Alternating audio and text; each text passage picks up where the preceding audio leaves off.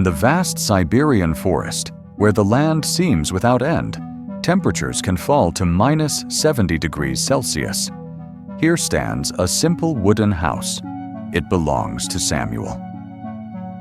For the past 20 years, he has chosen a life far from civilization, living side by side with bears and wolves in one of the harshest environments on Earth. Each day begins with a routine that is simple, yet demands extraordinary endurance.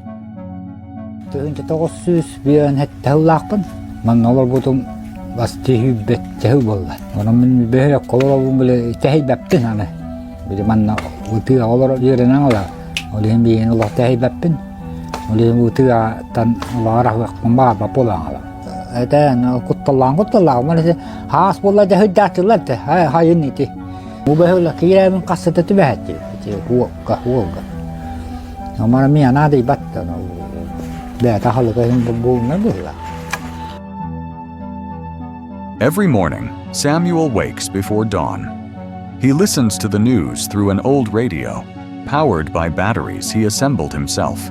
Survival in the winter of Yakutia is never easy.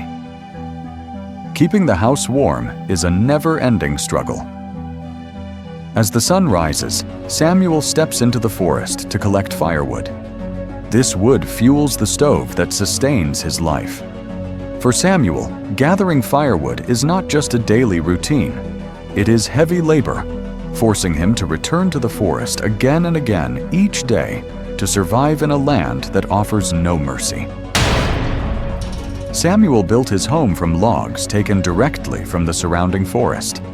To face the extreme Yakutian winter, he insulated the walls with oakum, fibers from old ropes traditionally used in houses across this region. Instead of glass windows, Samuel used thin coverings to seal the openings. These materials cannot retain heat effectively. As a result, the temperature inside drops easily. The stove must burn constantly. Without it, the cold would freeze everything within moments. The Yakutian climate demands caution and respect. At extreme temperatures, the air feels sharp, almost painful to breathe. Only by staying in motion and performing physical work can the body maintain its warmth. Samuel was born in 1957. For the last 20 years, he has lived alone in the forest. He says he never liked village life. Living there made him restless, quickly bored. The forest gives him peace. He has no desire to leave. Living alone here is never without risk. When the weather warms and berries begin to grow, bears emerge from hiding. Samuel sees them often. They do not seem disturbed by his presence, as if the forest already provides enough food for everyone.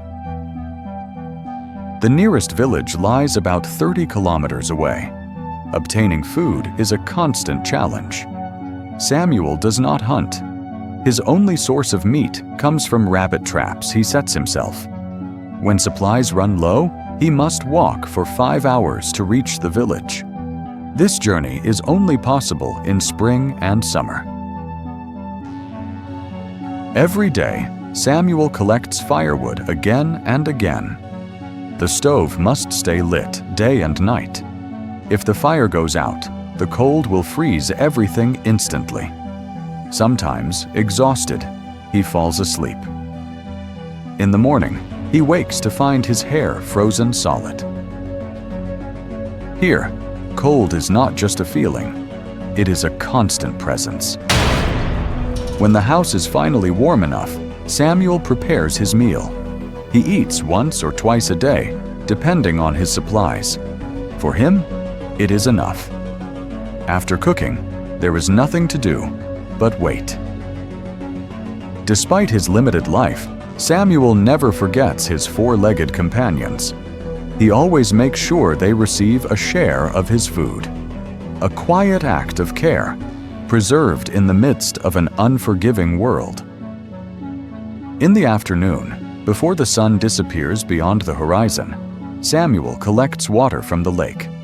The frozen lake is his main source of drinking and washing water. Ice is considered cleaner and safer than snow. The freezing process is believed to purify the water, removing impurities. This routine is essential to his health.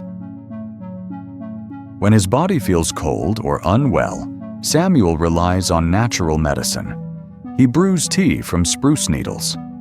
Another remedy comes from young aspen leaves, soaked in warm water for several hours before drinking. These simple mixtures are believed to ease fever, pain, and restore strength by the next day.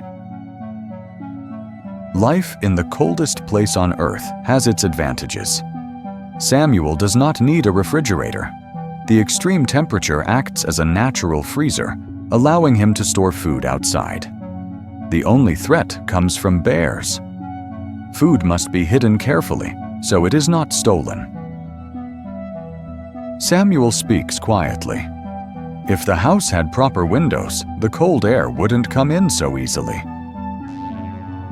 Limitations do not stop his routine. When it is time to eat, Samuel makes traditional Kutia bread using soda, water, and flour. The recipe is simple, filling, and surprisingly satisfying. Because it requires a lot of flour, he makes it rarely.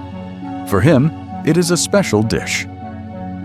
During the last New Year celebration, he cooked Yakutian pancakes and fried meat pies, a small celebration of his own.